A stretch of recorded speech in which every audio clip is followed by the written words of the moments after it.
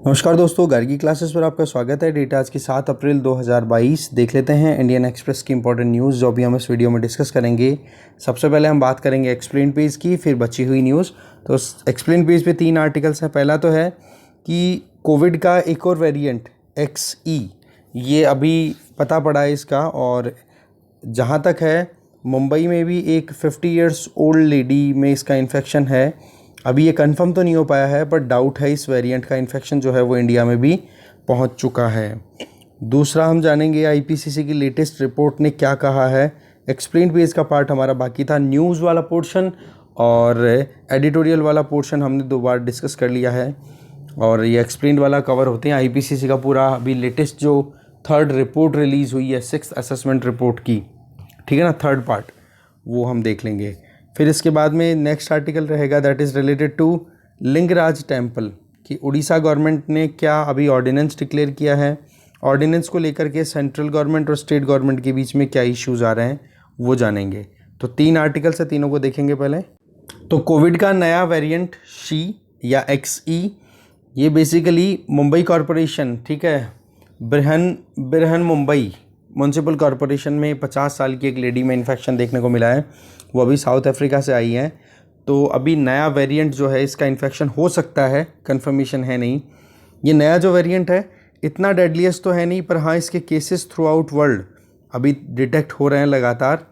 और इसमें आप देख सकते हो कि ओमिक्रॉन के 2 वेरिएंट BA.1 और BA.2 और BA.3, इनका आप देख सकते हो एक इन्हीं का कहीं ना कहीं कॉम्बिनेशन है जो नया वेरिएंट तैयार हुआ है, नया जो म्यूटेशन किया है इस वायरस ने। WHO की तरफ से ये बात कही गई है, ठीक है। बाकी ऐसे कोई इतना डेडलीस्ट अभी है नहीं।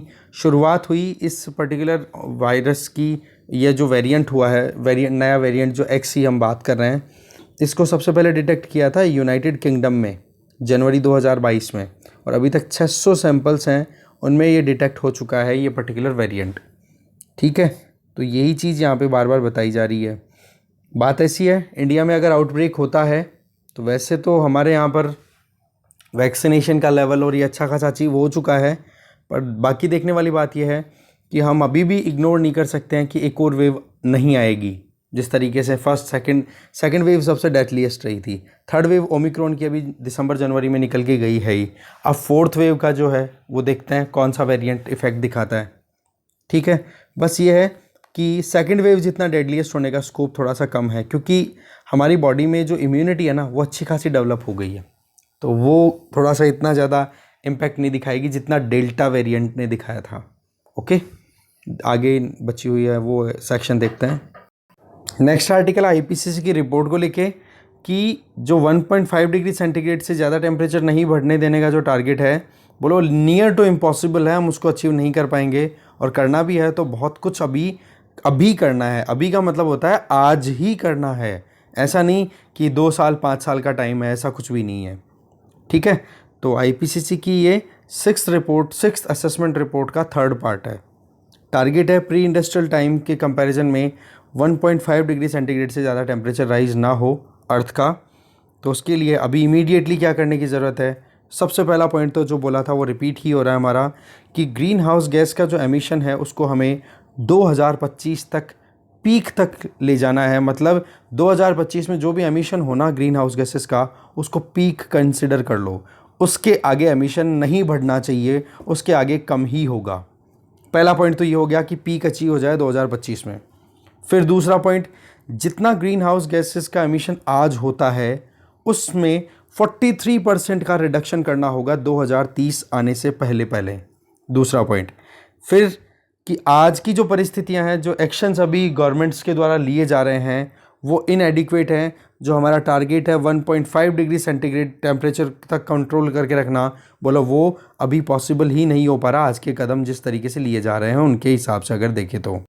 क्योंकि अभी की परिस्थितियां कुछ ऐसी हैं, 2010 से 2019 के बीच में ग्रीन हाउस गैसेस के एमिशन में 12% इंक्रीज़ हुआ है एमिशन। तो एफर्ट्स तो गवर्नमेंट्स कर रही हैं, पर एमिशन अभी भी कम नहीं हो रहा है, राइज ही हो रहा है। तो उसको रोकने के लिए ये 3 कदम बड़े इंपॉर्टेंट बताए जा रहे हैं। अब बात ऐसी है कि 1.5 डिग्री सेंटीग्रेड का जो टारगेट लिया है वो तो ब्रीच होगा, कोई डाउट ही नहीं है। कारण कि 1.1 डिग्री सेंटीग्रेड टेम्परेचर तो ऑलरेडी हम राइज कर चुके हैं प्री इंडस्ट्रियल टाइम के कंपैरिजन में। तो ये जो थ्रेशोल्ड है ना 1.5 डिग्री सेंटीग्रेड का, इसके लिए हमें बहुत ही ज़्यादा ड्रास्टिक रिडक्शन करना होगा, जो कि शायद ही पॉसिबल हो, क्योंकि जिस तरीके से जो फॉसिल फ्यूल पे डिपेंडेंसी अभी भी वो कम नहीं हो रही है, उल्टा बढ़ हो रही है इन दिनों में। आप देख सकते हो कि जिस तरीके से न्यूज़पेपर में हाईलाइट होकर ये आती हैं कि हाँ कोल थर्मल पावर प्लांट लगाया गया है, क्रूड ऑयल इतना कंज्यूम हो रहा है। बेशक विंड एनर्जी, सोलर एनर्जी जैसे रिन्यूएबल एनर्जी बहुत ज़्यादा राइज हो रही है, इनका कंजम्पशन बढ़ रहा है, प्रोडक्शन बढ़ रहा है, सस्ती भी पड़ रही हैं, और उसके बावजूद भी फॉसिल फ्यूल पर डिपेंडेंसी अभी हमारी कम नहीं हुई है। इसके अलावा 1.5 से 2 डिग्री सेंटीग्रेड, वही पेरिस क्लाइमेट चेंज एग्रीमेंट के टारगेट। अब इसका मतलब ये नहीं है कि 1.5 डिग्री सेंटीग्रेड अचीव कर लोगे, मतलब 1.5 डिग्री सेंटीग्रेड से कम टेम्परेचर रख लोगे तो सब कुछ सही है। सही तो कुछ नहीं है, बस ये है कि 2 डिग्री से तो 1.9 डिग्री अच्छा है, और 1.6 डिग्री सेंटीग्रेड से 1.5 डिग्री सेंटीग्रेड अच्छा है। मतलब जितना कम टेम्परेचर राइज होने देंगे उतना ही अच्छा है। कुल मिला के बात ये है, ठीक है। ऑप्शंस क्या क्या निकल के आ सकते हैं, देखो 2030 तक हम जो एमिशन कट करने की बात कर रहे हैं ना, तो उसमें हम कुछ ऐसी टेक्नोलॉजीज़ पर रिलाई कर सकते हैं जिनमें अगर $100 का इन्वेस्टमेंट किया जाए तो 1 ton of carbon dioxide equivalent emission हम रिड्यूस कर पाएंगे। वो कौन सी टेक्नोलॉजीज़ हैं? Renewable energy, solar and wind energy, carbon sequestration, that means forestation ज़्यादा से ज़्यादा करो, सॉइल को जो है इतना फर्टाइल बना करके रखो जिससे कि वहाँ पर वेजिटेशन अपने आप डेवलप हो और जो एटमॉस्फेयर में कार्बन डाइऑक्साइड है उसको एब्जॉर्ब किया जा सके, ठीक है। डिफॉरेस्टेशन को रोकने की ज़रूरत है, और एनर्जी कंजम्पशन में एनर्जी एफिशिएंसी ज़्यादा है कि कम एनर्जी इनपुट पे भी अच्छा आउटपुट आए। तो एक तरीका तो ये बताया जा रहा है कि जहाँ पर $100 में आपको इतना बेनिफिट मिल जाएगा। फिर बताया जा रहा है आईपीसीसी की इस रिपोर्ट के हिसाब से कि कुछ ऐसी टेक्नोलॉजीज़ भी अवेलेबल हैं जिसमें अभी जितना एमिशन हो रहा है उसमें 25% तक रिडक्शन किया जा सकता है। मतलब ये कि $100 इन्वेस्ट करोगे तो 1 टन तक लगभग 1 टन तक कार्बन डाइऑक्साइड का जो इक्वलेंट है उतना एमिशन रिड्यूस कर देगा। तो ओवरऑल अगर उन टेक्नोलॉजीज़ को प्रॉपरली अगर डिप्लॉय कर दें तो 50% तक रिडक्शन किया जा सकता है। 50% reduction in green house gases अगर हम इन टेक्नोलॉजीज़ पे डिपेंड करते हैं, तो जिसमें $100 1 टन के बराबर काम कर देगा। दूसरा, 25% के लगभग एमिशंस हम रिड्यूस करने में सक्षम हो सकते हैं अगर हम उन टेक्नोलॉजीज़ पर रिलाई करें जिनकी कॉस्टिंग अगर बात करें तो $20 ही लगेंगे अगर हम पर टन कार्बन डाइऑक्साइड इक्विवेलेंट को एब्जॉर्ब करना चाहते हैं या उसके एमिशन को रिड्यूस करना चाहते हैं। जैसे कि इलेक्ट्रिक व्हीकल्स को प्रमोट करो, लाइफस्टाइल है हमारी जिसमें बाइसिकल का यूज़ करना मोटराइज्ड व्हीकल की बजाय, ठीक है, पब्लिक ट्रांसपोर्टेशन को यूज़ करना वो भी इलेक्ट्रिसिटी बेस्ड ही हो। इस तरीके से हम और एमिशन को रिड्यूस कर सकते हैं, ये रिपोर्ट और बताई है। साथ में जिस तरीके से रिन्यूएबल एनर्जी आज के कुछ सालों पहले बहुत महंगी बिकती थी ना, आज बहुत सस्ती हो गई है, इंस्टॉलेशन कॉस्ट भी रिड्यूस हो गई और आज पर यूनिट चार्जेस भी कम हो गए। जैसे सोलर एनर्जी की बात करो या लिथियम आयन बैटरी की बात करो, 85% तक कॉस्ट रिडक्शन हो गया है। विंड एनर्जी 55% का कॉस्ट रिडक्शन हो गया 2010 से लेकर अभी तक। तो ये चीज़ और भी ज़्यादा लार्ज स्केल पे की जाए तो एमिशंस भी रिड्यूस होगी और सस्ते में भी ये मिल जाएंगी, ये भी बेनिफिट है। साथ में लगभग 3000 डिफरेंट एमिशन पाथवेज को रिकॉग्नाइज किया गया है, मतलब कि कैसे कैसे ग्रीन हाउस गैसेस का एमिशन होता है ह्यूमन एक्टिविटीज़ की वजह से या फिर टोटल ओवरऑल एनवायरनमेंट। उसमें energy use, land use, technology, lifestyle, इन सब को अगर हम अप्रोप्रिएट मैनर में अगर यूज़ करें, चेंज कर दें तो हम एमिशन को बहुत हद तक रोक सकते हैं। पर एक चीज़ बड़ी क्लियर है, वो ये कि ये जो 1.5 डिग्री सेंटीग्रेड का टेम्परेचर का टारगेट ले रखा है ना कि इससे ज़्यादा नहीं होने देंगे, ये तो एक बार ब्रीच होगा ही। पर हाँ, सही तरीके से चलेंगे तो 1.5 डिग्री से वापस हम ठंडा कर लेंगे अर्थ को। बाकी 1.5 डिग्री वाला टारगेट है ये तो भाई अवॉइड ही करो, ये तो अचीव हो जाएगा कि हम 1.5 डिग्री बढ़ने ही नहीं देंगे। एक बार बढ़ेगा तो सही, पर हाँ वापस लाने के लिए ऑप्शंस हमारे पास में अवेलेबल है। इसके अलावा 2050 आते आते ऑयल एंड गैस की जो रिक्वायरमेंट है, नेचुरल गैस और क्रूड ऑयल का जो कंजम्पशन है उसको 60 और 70% तक रिड्यूस करना पड़ेगा। कोल की बात करें तो 100% रिमूव करना पड़ेगा कोल का कंजम्पशन 2050 आने से पहले। तब जा कर के ये जो ग्लोबल वार्मिंग को टैकल करने के टारगेट्स हैं ना, वो अचीव हो सकेंगे। पर एक चीज़ है, अभी पिछले कुछ सालों में जो डेवलपमेंट्स हैं जिनमें अवेयरनेस, सरकारों के एफर्ट्स, कमिटमेंट्स, वो इतने बुरे भी नहीं है कि हम बिल्कुल ही डिस्कार्ड कर दें, बट वो एडिक्वेट भी नहीं है जिससे कि हम टारगेट्स को अचीव भी कर सकें। फॉसिल फ्यूल पे डिपेंडेंसी डेवलपिंग हो, चाहे लीस्ट डेवलप्ड हो या फिर डेवलप्ड कंट्रीज हो, अभी तक भी ये अपनी डिपेंडेंसी को रिड्यूस नहीं कर पा रहे हैं। तो हम जो एक्सपेक्टेशन चाह रहे हैं वो तो देखो अचीव करना मुश्किल है, पर हाँ, उस दिशा में अगर हम सही तरीके से चलें तो और अच्छे से परफॉर्म कर सकते हैं। तो ये आईपीसीसी की रिपोर्ट की समरी आ गई हमारे सामने। अब इसके बारे में जो भी आर्टिकल आएगा हम बिल्कुल डिस्कस नहीं करेंगे, आप खुद ही देखोगे कुछ एडिशनल अगर देखना हो तो, क्योंकि पॉइंट्स, तीनों पॉइंट्स में न्यूज़ भी देख लिया हमने, एडिटोरियल भी देख लिया और अभी एक्सप्लेन भी देख लिया, कुछ नहीं बचा अब इसमें। आगे चलते हैं। नेक्स्ट आर्टिकल है लिंगराज टेम्पल को लेकर के अभी उड़ीसा गवर्नमेंट के द्वारा एक ऑर्डिनेंस रिलीज़ किया गया था 2020 में। उस ऑर्डिनेंस को लेकर के ही सेंट्रल गवर्नमेंट ने अपनी तरफ से कुछ ऑब्जेक्शंस रेज किए हैं। तो उड़ीसा गवर्नमेंट ने क्या किया, ये जो लिंगराज टेम्पल है भुवनेश्वर में, उड़ीसा की कैपिटल में ही है, वहाँ पर बोला हम कुछ चेंजेस करना चाह रहे हैं। और वो चेंजेस करने के लिए अगर ऑर्डिनेंस क्लियर किया गया, इसका मतलब उड़ीसा असेंबली का सेशन नहीं चल रहा था, इसलिए गवर्नर ने वहाँ की जो काउंसिल ऑफ मिनिस्टर उसकी एड एंड एडवाइस के बेसिस पे ये ऑर्डिनेंस रिलीज़ किया। और सेंट्रल गवर्नमेंट का ये कहना है कि ये जो ऑर्डिनेंस रिलीज़ किया गया है ना, प्रोमलगेट किया गया है गवर्नमेंट ऑफ उड़ीसा के द्वारा, बोलो वो सेंट्रल एक्ट जिसका नाम है rule of the ancient monument and archaeological site and remains act of 1958, अमासर एक्ट के जो प्रोविजंस हैं बोले उनके साथ कंपैटिबल नहीं है। बोले ये सेंट्रल लॉ है और इस लॉ के साथ में उड़ीसा गवर्नमेंट का ऑर्डिनेंस मैच नहीं कर रहा है और इसके वायलेशन कर रहा है उल्टा। तो यही है मेन मुद्दा। अब देखो टेम्पल के बारे में थोड़ा जानते हैं।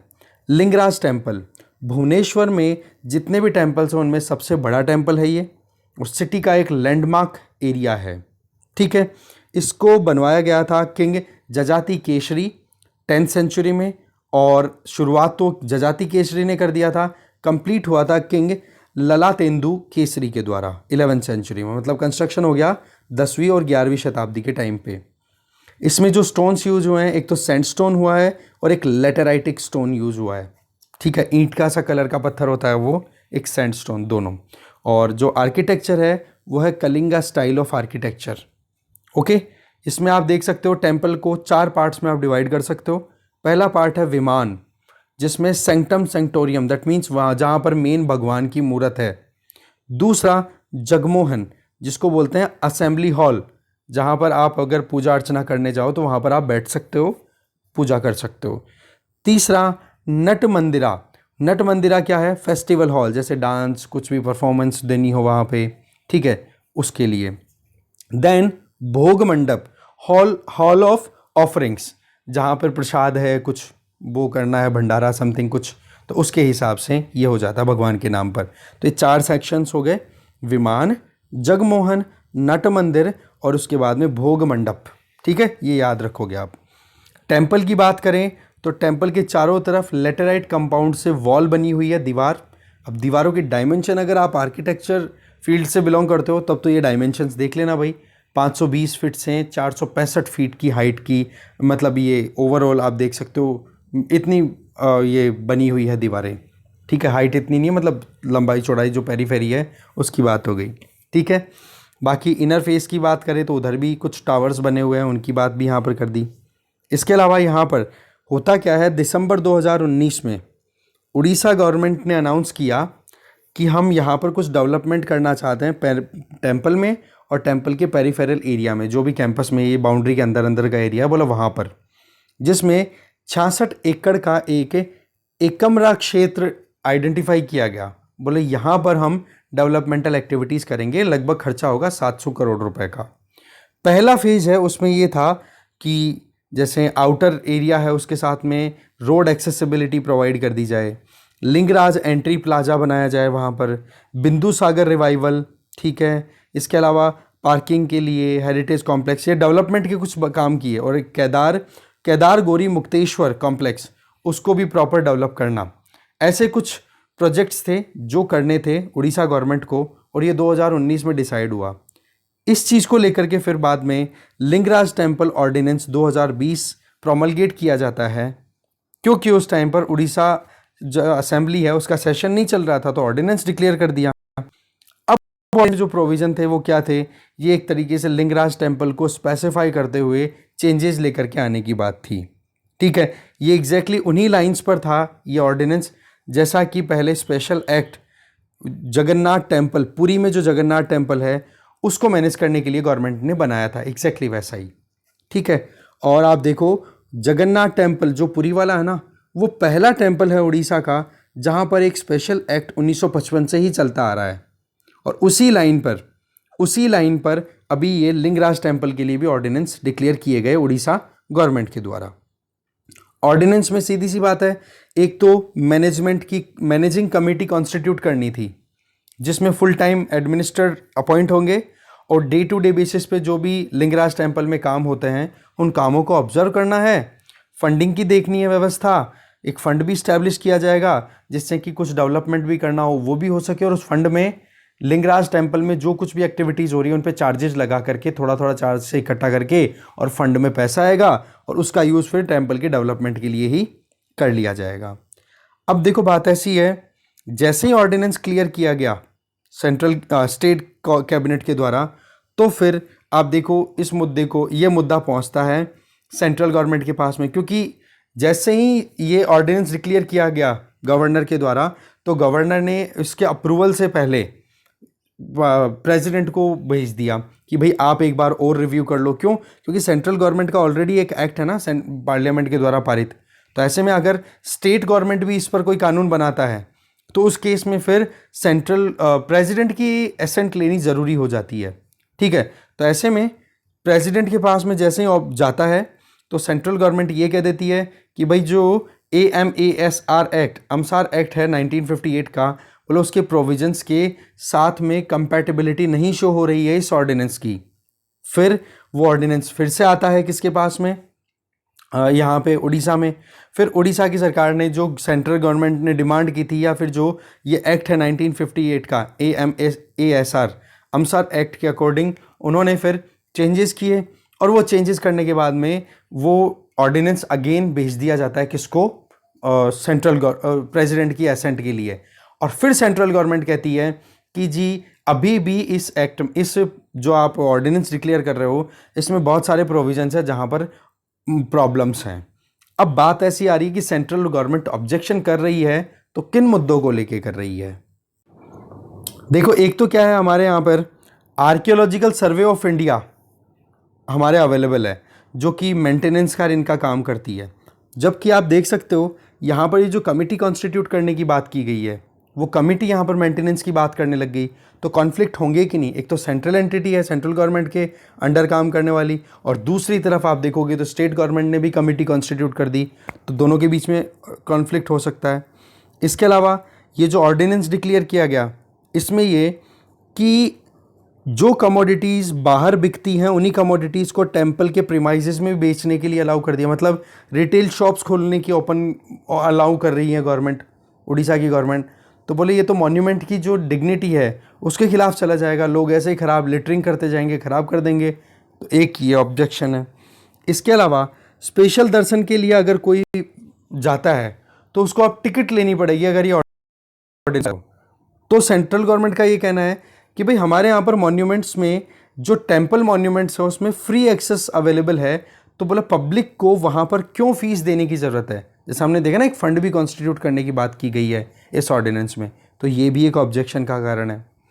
फिर सेंट्रल गवर्नमेंट ने ये कहा कि भाई national monuments authority already union ministry of culture के अंडर काम कर रही है, जो कि टेम्पल में जो भी रिपेयरिंग का काम है, कंस्ट्रक्शन काम है, वो ही करती है, तो आप एडिशनल कैसे एंटिटी नहीं क्रिएट कर रहे हो? तो ये कुछ ऐसे इश्यूज़ हैं 3-4 जिनको लेकर के उड़ीसा गवर्नमेंट का जो ऑर्डिनेंस है उसके अगेंस्ट में सेंट्रल गवर्नमेंट ने ऑब्जेक्शन रेज़ किए हैं। अब देखो आपके लिए काम क्या है वो बताता हूँ। सबसे पहला काम तो है टेम्पल आर्किटेक्चर को रिवाइज़ कर लेना, कहीं से भी करो, चाहे ऑनलाइन करो आप, या फिर आपके पास में नितिन सिंघानिया की बुक है तो उससे कर लेना, टेम्पल आर्किटेक्चर ऑफ इंडिया, पूरा चैप्टर रिवाइज़ कर देना उसको अच्छे से। ठीक है, उसमें लिंगराज टेम्पल, नागर स्टाइल, द्राविडियन स्टाइल सारा आ जाएगा, वे सारा सब कुछ वो अच्छे से पढ़ लेना है। दूसरा, अब आपको ये AMASR एक्ट, अमासर एक्ट, इसके बारे में थोड़ा सा आपको डिटेलिंग ले लेनी है यूपीएससी पॉइंट ऑफ व्यू से, तो उसमें आपको और अच्छे से पता पड़ जाएगा, क्योंकि आर्ट एंड कल्चर का जो पोर्शन है वो आपके जीएस पेपर 1 से कनेक्टेड होता है, तो वहाँ थोड़ी बहुत राइटिंग में आपकी हेल्प हो जाएगी। तो इस एक्ट के बारे में भी थोड़ा आप जानकारी लेंगे। आगे चलते हैं। फ्रंट पेज पे एक न्यूज़ है, पार्लियामेंट ने क्रिमिनल प्रोसीजर आइडेंटिफिकेशन बिल है वो पारित कर दिया है। ऑपोजिशन लगातार कंसर्न्स फ्लैग करता रहा। अब बात ऐसी है, इस एक्ट के बारे में, इस बिल के बारे में देखो हमने अच्छे से डिस्कस किया हुआ है, एक्सप्लेन्ड पेज पे भी और एडिटोरियल पेज पे भी, दोनों का लिंक मैंने डिस्क्रिप्शन बॉक्स में शेयर कर दिया, नहीं देखा तो वो देख लो, ठीक है। तो बेसिकली इस बिल में क्या प्रोविज़न है वो अगर समरी के पॉइंट ऑफ व्यू से देखें तो कोई भी इंडिविजुअल या तो कन्विक्टेड है, दैट मीन्स जिसके जो गुनाह है वो साबित हो गए कि हाँ इसने गलती की है। एक हो गया अक्यूज, जिसको केवल अरेस्ट किया है डाउट के बेसिस पे, तो उनके बायोलॉजिकल सैंपल्स लेना, बिहेवियरल इन्फॉर्मेशन लेना, बायोलॉजिकल सैंपल्स में जैसे आइरिस, रेटिना स्कैन करवाना, फिंगरप्रिंट्स लेना, इमेज लेना, फ़ोटो लेना, ठीक है, फुटप्रिंट ले लेना, ये सारी चीज़ें आ गई। और बिहेवियरल में सिग्नेचर और उसकी राइटिंग, ये सारी चीज़ें स्टोर की जाएगी। और स्टोरेज का मैक्सिमम टाइम कितना है? 75 साल तक का। बोला क्रिमिनल्स को आइडेंटिफाई करने में हेल्प मिलेगी इस चीज़ से। बहुत सारे कंसर्न्स भी थे, वो हमने पहले डिस्कस कर लिए हैं, मैं रिपीट नहीं करूँगा उन चीज़ों का, वीडियो देख लेना नीचे, ठीक है ना। तो यही था। अब ये बिल जो है पारित हो गया है लोकसभा राज्यसभा दोनों से, पार्लियामेंट का मतलब यही हो गया। और ये जो बिल जब एक्ट बन जाएगा तो प्रिजनर्स एक्ट ऑफ 1920 उसको रिप्लेस कर देगा, ठीक है। तो ऑपोजिशन पार्टीज़ का ये कहना है कि इस बिल में बहुत सारे लूप होल्स हैं जिनका स्टेट जो है वो मिसयूज़ करके सर्विलियंस बहुत ज़्यादा करेगा, मॉनिटरिंग बहुत ज़्यादा करेगा। और बोले ज़्यादा परेशानी फिर vulnerable section of society, particularly SC ST या फिर जो डिप्राइव्ड इंडिविजुअल्स हैं, बोला उनको बहुत ज़्यादा परेशानियाँ होंगी। तो दोनों वीडियोज़ आप ज़रूर देख लेंगे तो समझ में आ जाएगा। इसके आगे नेक्स्ट न्यूज़ है, IMF ने एक वर्किंग पेपर रिलीज़ किया है, इंटरनेशनल मॉनेटरी फंड ने। उसका ये कहना है कि कोविड का जो टाइम था ना, 2020-21 का जो साल, बोलो उस टाइम जो सरकार ने, कौन सी, इंडियन गवर्नमेंट की बात कर रहे हैं, जो सब्सिडाइज रेट पे जो खाना दिया है ना, प्रधानमंत्री गरीब कल्याण अन्न योजना और जो नेशनल फूड सिक्योरिटी एक्ट के तहत जो खाना दिया जाता है वो, बोलो उसके चलते लोगों को एक्सट्रीम पुअर्टी में जाने से बचा लिया। ये अपने आप में बहुत ही ज़्यादा इम्पॉर्टेंट पॉइंट है। और यही चीज़ हमें कहीं ना कहीं, आज हम सोशल वेलफेयर की जब भी बात करते हैं, जैसे सुबह हमने एक आर्टिकल डिस्कस किया था कि अभी की जो इकोनॉमिक सिचुएशन है उसमें हम क्या करें, तो वेलफेयर स्कीम्स को रोकने की ज़रूरत नहीं है, फिस्कल पॉलिसी को वेलफेयर बढ़ाने की ज़रूरत है। और मॉनेटरी पॉलिसी जो RBI के द्वारा इम्प्लीमेंट की जाती है, बोला उसमें इंटरेस्ट रेट्स को अगर हम राइज़ कर देंगे ना, तो बोले इससे मार्केट में लिक्विडिटी को कंट्रोल करना पॉसिबल हो पाएगा। तो दोनों पॉलिसीज़ साथ में अच्छे से काम करें, ठीक है। तो ये सब्सिडाइज रेट पे खाना देना बहुत हेल्प कर गया। अभी यहाँ पर आप देखो कि एक्सट्रीम पुअर्टी का जो कैटेगराइजेशन है वर्ल्ड बैंक के हिसाब से वो ये है कि एक इंडिविजुअल अगर एक दिन में $1.9 से कम खर्च करता है अपनी बेसिक नीड्स को पूरा करने में, इसका मतलब वो एक्सट्रीम पुअर्टी के चंगुल में है। पर रियल सेंस में अगर हम यहाँ पर हमारे डेटा के हिसाब से देखें ना, तो कम से कम $3.2 खर्च होने चाहिए, ठीक है। वर्ल्ड बैंक की जो अपनी ये कैटेगराइजेशन जो दे रखा है ना कि भाई $1.9 से कम जो भी पैसा दिन में खर्च करता है एक आदमी, तो वो एक्सट्रीम पुअर्टी की कैटेगरी में आ जाता है। तो पॉइंट क्या है कि यहाँ पर डेटा है ये 2011 के बेसिस पे बताया हुआ है ये वर्ल्ड बैंक का, ठीक है। जबकि अगर हम अभी की बात करें तो लगभग $3.2 की रिक्वायरमेंट हो गई, ठीक है, परचेजिंग पावर पैरिटी के हिसाब से, कि एक बंदा अगर दिन में $3.2 से भी पैसा कम खर्च कर रहा है तो वो एक्सट्रीम पुअर्टी की कैटेगरी में जाएगा, अगर इंडिया की डेफिनेशन के हिसाब से हम देखें। तो एक तो क्या डिमांड हो रही है कि वर्ल्ड बैंक को अपनी ये जो डेफिनेशन है एक्सट्रीम पुअर्टी की, ये रिव्यू करने की ज़रूरत है। दूसरा जो मैंने बात बताई थी, प्रधानमंत्री गरीब कल्याण अन्न योजना, जिसके तहत 5 kilogram food grain free of cost avail किया जाता है, और नेशनल फूड सिक्योरिटी एक्ट, जिसमें आपको पता है ₹1, ₹2, ₹5 किलो के हिसाब से अनाज प्रोवाइड किया जाता है गरीबों में, ठीक है। एलिजिबल जो भी बेनिफिशियरीज हैं उनको। तो बोले इससे फ़ायदा ये हुआ कि लोगों को खाना 2 वक्त का नसीब होता रहा और वो जो खतरनाक वाली गरीबी में फंस सकते थे उससे वो बच पाए। तो ये यहाँ पे पॉइंट बताया जा रहा है, ठीक है ना। तो फूड सिक्योरिटी से रिलेटेड कभी भी आपको लिखना हो या फिर कहीं पर भी हम देखें कि भाई वर्ल्ड बैंक के हिसाब से एक्सट्रीम पुअर्टी का लेवल क्या है, तो ये चीज़ आप यहाँ से हाईलाइट कर सकते हो 1.9 एवरीडे। तो ऐसे डिमांड भी की जा रही है कि भाई इंडिया के लिए एक्सट्रीम पुअर्टी का लेवल $1.9 है ना, इसको बढ़ाने की ज़रूरत है, ठीक है। तो देखते हैं क्या आगे क्या होता है। फिलहाल तो जो पॉइंट है वो हमने देख लिया, आगे चलते। अच्छा, ये जो रिपोर्ट रिलीज़ की गई है, इस रिपोर्ट को ऑथर किसने किया है? Surjit Bhalla, executive director in IMF for India, Bangladesh, Bhutan, Sri Lanka. इन चारों के लिए एग्जीक्यूटिव डायरेक्टर है सुरजीत भल्ला। उन्होंने अपने पेपर में ये बात लिखी है जो कि IMF के थ्रू ही है, ठीक है। आगे चलते हैं। एक न्यूज़ यहाँ पर है, नेशनल मॉन्यूमेंट अथॉरिटी, इन्होंने आर्कियोलॉजिकल सर्वे ऑफ इंडिया से ये कहा है कि कुतुब मीनार कॉम्प्लेक्स में जो गणेश जी की एक मूर्ति है, उस मूर्ति को आप सही समय पे हमें डिलीवर करो। तो ये एक और बात चल रही है यहाँ पे, है ना, उल्टा गणेश कैसे? आप गणेश जी को यहाँ पे नोटिस करो, ये देखो सिर इधर है, पैर इधर है, ठीक है ना। तो ये मूर्ति जो है कहाँ पर इंस्टॉल्ड है? कुतुब मीनार कॉम्प्लेक्स में। तो ये नेशनल मॉन्यूमेंट अथॉरिटी ने डिमांड की है। तो national monument authority, archaeological survey of India, दोनों के बारे में UPSC पॉइंट ऑफ व्यू से डिटेल एक बार पढ़ लेना। आगे चलते हैं। फिर पेज नंबर 4 पर न्यूज़ है वो ये कि QS रैंकिंग, ठीक है, क्वैकरली सिमोंड्स के द्वारा हर साल एजुकेशनल इंस्टीट्यूशंस को रैंकिंग देने के लिए एक पूरी लिस्ट डिक्लेयर होती है।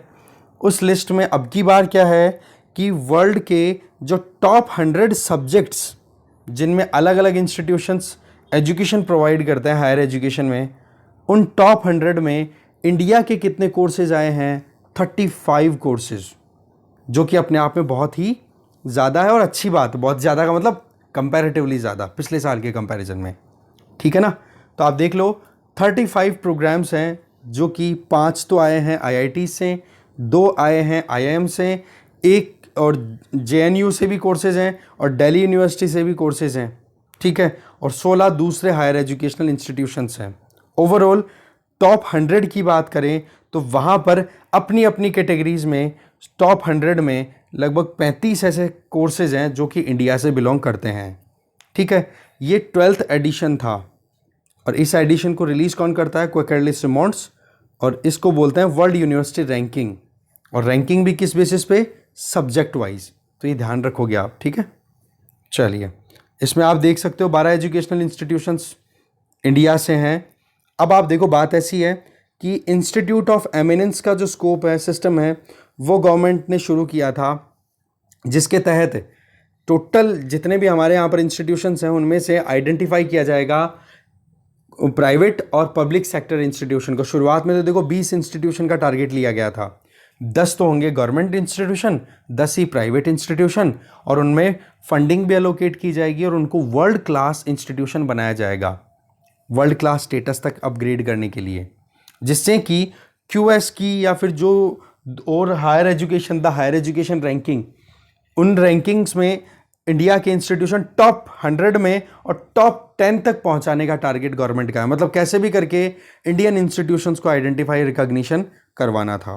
तो QS रिसर्च के जो डायरेक्टर हैं उनका ये कहना है कि इंडिया में सबसे बड़ा चैलेंज जो है वो ये कि अभी भी एनरोलमेंट हायर एजुकेशन में, टर्शियरी एजुकेशन का मतलब हो गया, देखो प्राइमरी, सेकेंडरी और टर्शियरी, तो टर्शियरी का मतलब कॉलेज लेवल की, बोला यहाँ पर अभी तक भी एनरोलमेंट बहुत कम है।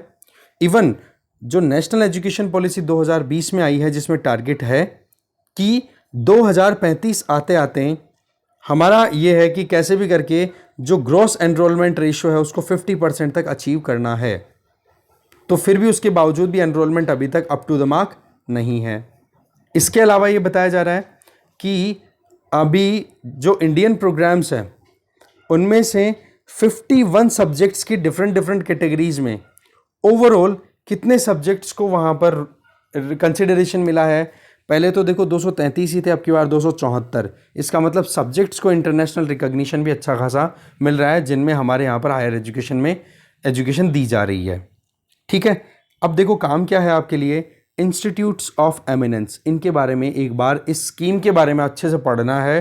क्वेश्चन बन सकता है, कोई बड़ी चीज़ नहीं है यूपीएससी पॉइंट ऑफ व्यू से। आगे चलते हैं। अब हम आ गए इकोनॉमी पेज पे। इकोनॉमी पेज पे एक तो ये न्यूज़ है ईसीजीसी। ठीक है, ईसीजीसी जो है वो बेसिकली हर साल अपने एक रिस्क इंश्योरेंस मतलब रैंकिंग डिक्लेयर करती है। इसमें क्या होता है कि जो भी एक्सपोर्टर्स हैं उनको इससे ये आइडिया लग जाता है इस रैंक से कि भाई आप किसी भी कंट्री को एक्सपोर्ट कर रहे हो तो वहाँ से आपका पैसा रिटर्न होने का कितना चांस है। तो ईसीजीसी ने जो अब की बार डिक्लेयर किए ना जो अपनी रेटिंग्स, उसमें ज़्यादातर कंट्रीज़ तो देखो अनचेंज रहे हैं, पर एक तो रशिया और एक श्रीलंका, बोला इन दोनों कंट्रीज़ को कोई भी एक्सपोर्टर्स एक्सपोर्ट करेंगे तो उनकी कोई गारंटी नहीं है कि उन्होंने जो माल या सर्विसेज जो एक्सपोर्ट किया उसको रिटर्न में कुछ पेमेंट मिल जाएगा। कारण कि रशिया में तो आपको पता है सैंक्शंस लगे हुए हैं, और श्रीलंका की बात करें तो फाइनेंशियल इमरजेंसी लगी हुई है। तो दोनों को रेस्ट्रिक्टेड कवर कैटेगरी 1 में डाला हुआ है, यह आप ध्यान रखोगे। ठीक है, तो ईसीजीसी के बारे में थोड़ा आप यूपीएससी पॉइंट ऑफ व्यू से एक बार देख लेंगे। इसके आगे अगर हम न्यूज़ पे नज़र डालें तो यहाँ पर आप देख सकते हो कि गवर्नमेंट अपनी तरफ से सेमीकंडक्टर प्रोडक्शन को राइज करना चाहती है, तो उसके लिए एक 17 मेंबर्स पैनल, एक कमीशन है वो सेटअप किया गया है। उसमें आप देख सकते हो उसको चेयर कौन करेगा, जो information minister of electronics and information technology Ashwini Vaishnaw, वो ही इसके चेयरपर्सन है।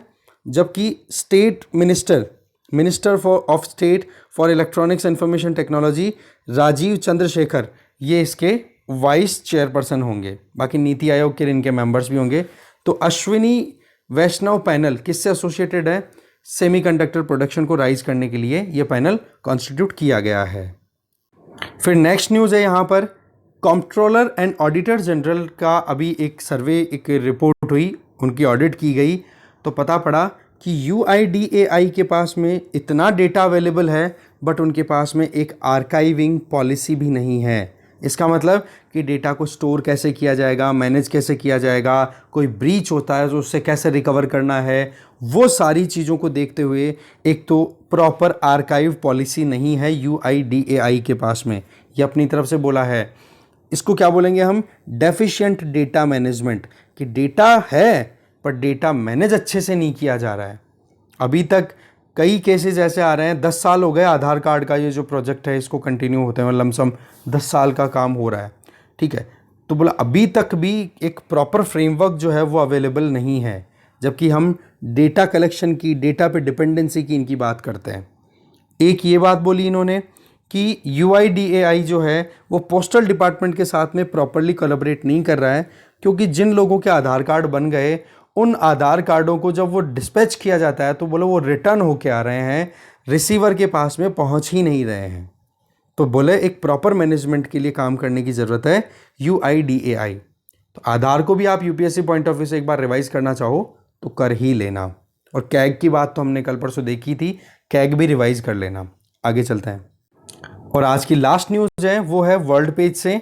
देखो चाइना ने अपनी तरफ से पूरी पकड़ बनाने की कोशिश की है, और उसका एक रिजल्ट ये भी है कि सोलोमन आइलैंड्स जो कि ऑस्ट्रेलिया के नॉर्थ ईस्टर्न डायरेक्शन में लोकेटेड कंट्री है, छोटा सा आइलैंड कंट्री है, वहाँ पर एक सिक्योरिटी एग्रीमेंट हुआ है जिसके तहत चाइना की पुलिस, चाइना की नेवी वहाँ पर प्रेजेंट होगी। इस चीज़ को लेकर के ऑस्ट्रेलिया बड़ा कंसर्न है। ऐसे में ऑस्ट्रेलिया, यूके और यूएस, AUKUS, ये जो ग्रुप बना था, अब इस ग्रुप में ये भी फाइनल हो गया है कि अब हम जल्दी से जल्दी सुपर हाइपरसोनिक मिसाइल्स भी डेवलप करेंगे, जिससे कि जो चाइना एग्रेशन दिखा रहा है साउथ पैसिफिक ओशियन में, मतलब उसको भी हम टैकल कर सकें। तभी तो इंडो पैसिफिक स्ट्रेटजी का एक इम्पॉर्टेंट सेगमेंट है। अब यहाँ पर आप देख सकते हो यूके भी अपना एक्टिव रोल प्ले करना चाह रहा है। तो ये AUKUS है, जिसके चलते फ्रांस नाराज़ भी हुआ था, क्योंकि पहले तो एग्रीमेंट हो गया था फ्रांस और ऑस्ट्रेलिया के बीच में, पर ऑस्ट्रेलिया ने फिर यूनिलेटरली वो एग्रीमेंट स्क्रैप करके एग्रीमेंट साइन कर लिया किसके साथ में, इधर साइड में यूके और यूएस के साथ, कि भाई हमें तो आप दे दो न्यूक्लियर सबमरीन। जबकि फ्रांस ने ये कह दिया था कि हम आपको जो डीजल बेस्ड या कन्वेंशनल सबमरीन है वो सप्लाई कर देंगे।